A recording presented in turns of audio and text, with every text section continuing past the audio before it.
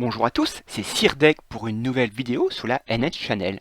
Une vidéo qui va ouvrir une nouvelle série que j'ai intitulée Parlons de la bannière. À l'issue de cette série, je ne vais pas vous dire d'invoquer ou de skipper ce personnage. Vous avez déjà des youtubeurs qui, comme Wesker, comme Savior ou comme Pisky, donnent un peu leur avis de savoir s'il faut skipper ou invoquer. Donc, je ne vais pas en faire, ils le font bien mieux que moi. Non, moi, cette série, c'est de vous faire partager toutes les informations que l'on peut avoir à travers le jeu, puisque Sancia Awakening n'est pas du tout avare en chiffres et en informations sur les personnages.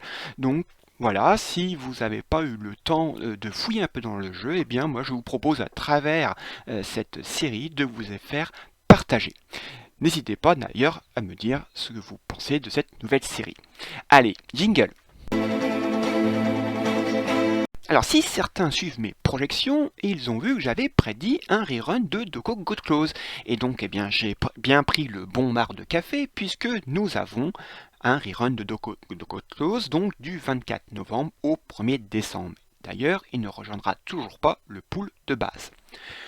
Alors maintenant, quels sont les chiffres que l'on trouve, les informations que l'on trouve sur Doko Code Close à travers Sancia Awakening? Je dis tout de suite, ce sont des chiffres sur le groupement de serveurs à partir du E25, un groupement de serveurs auquel j'appartiens. Certains diront peut-être, juste titre, je ne sais pas, qu'il est moins difficile que ce groupement de serveurs avant, du Pionnier jusqu'au E24.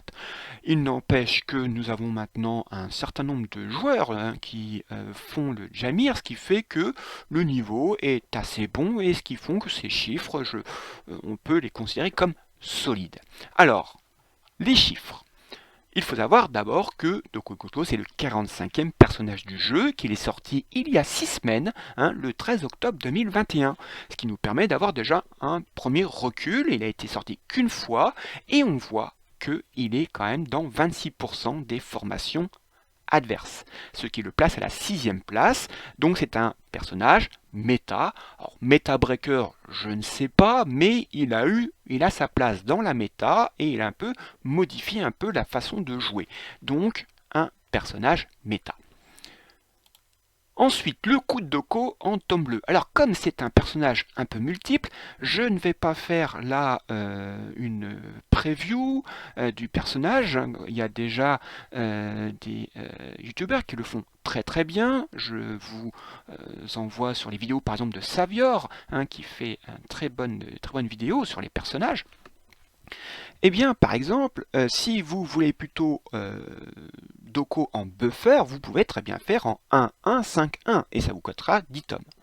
Ou alors vous le voulez surtout en générateur de cristaux. Et là, vous le mettez en 1-1-1-5, ça vous coûtera également 10 tomes. Ou alors vous voulez en DPS. Alors là, il faut faire du 5-5-1-1, ce qui vous coûte un peu plus cher, 20 tomes. Ou alors là, vous voulez en multitâche, en 4, 5, 5, 5, voire 5, 5, 5, 5, et là c'est du 36, 40 tomes.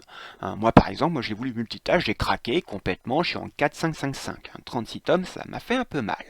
Mais honnêtement, personnellement, moi je le regrette pas, ça convient bien à ma manière de jouer. Ensuite, quel Cosmo? Alors là c'est pareil, ça chacun fait un peu comme il veut, surtout comme il peut, parce que les Cosmos, on a plus de chances bientôt de gagner au loto que d'avoir des bons Cosmos. Mais bon, faut quand même reconnaître faut une certaine cohérence. Si on veut en buffer en générateur de cristaux, il faut quand même que Doko Got Close reste le plus longtemps possible sur le champ de bataille. Donc en Cosmo rouge, on peut faire des anneaux de fleurs ou des brumes blanches. En Cosmo bleu, on peut faire des fruits de la discorde ou des papillons qui vont lui permettre d'encore mieux rester, qui sont des Cosmos plutôt défensifs. Et en Cosmo jaune, eh bien, on peut faire là des défenses doubles ou des gloires matinales. C'est pareil, ça va renforcer son côté défensif. Si au contraire on veut le faire un peu plus DPS en Cosmo rouge, on peut le faire en branche ou en pierre P. En Cosmo bleu, perle de Naga, ça va très bien avec les branches, ou en feu de cristal. Et en Cosmo jaune, on peut faire des croix ou des empreintes spirituelles. Après, voilà, c'est des choses que j'ai vues dans le jeu, que les joueurs ont l'habitude de jouer. Après, comme je vous le dis, hein, les Cosmos, ça dépend ce que l'on a dans sa box, hein. Mais c'est vrai qu'il faut quand même un peu réfléchir un peu à la logique de notre utilisation du personnage, et donc de mettre un peu des Cosmos en rapport. Mais on peut très bien faire des anneaux de fleurs, et si vous avez des anneaux de fleurs trip attaque P, voilà, ça peut être très intéressant. Ensuite, pour les compositions, alors là je vous ai pris des compositions que l'on voit sur les joueurs dans les 50 premiers joueurs de ce groupement de serveurs, du E25 au dernier. Là par exemple, dans la première composition, donc j'ai Canon, donc là c'est Chant Surplis, Thanatos, Arayashiki, Orphée et donc Doko Go Close. Là, on voit que Doko Go Close sera plutôt en pourvoyeur de cristaux et en buffer, hein. Beaucoup moins en DPS, puisque les DPS, on voit un peu qui va s'en occuper, hein. Ce sera surtout Thanatos, Arashiki et Orphée, peut-être G-Canon si on a assez de cristaux. Dans la deuxième composition, Artemis, G-Canon, Doko Close, Thanatos, Aldabert en GC et Shura Surplis. Là on voit que Doko Close peut aussi faire buffer et générateur de cristaux, mais avec Shura Surplis, il peut aussi faire un côté DPS. Donc là, on peut faire un peu les trois. Troisième proposition, là Athéna, Shura Surplis, Athéna exclamation, Doko Close, Thanatos, Alone. Là, on se dirige plus vers un générateur de cristaux, notamment pour l'Athéna exclamation. Et aussi en buffer, hein, très bien, on peut très bien buffer Thanatos ou Alone. Le dernier, c'est ce qu'on appelle une composition saignement, puisque nous avons Athéna exclamation, Doko Close, Shura Surplis, hein, pour le côté équipe saignement, et à côté vous avez un Chant Surplis, un Orphée RC sans doute, et un Aldébaran GC pour là accompagner, protéger et accompagner cette team saignement. Donc on voit un Doko Close qui rentre un peu dans tout type, hein, de composition. Je vous ai pas mis une team saignement que l'on voit avec notamment Ichi,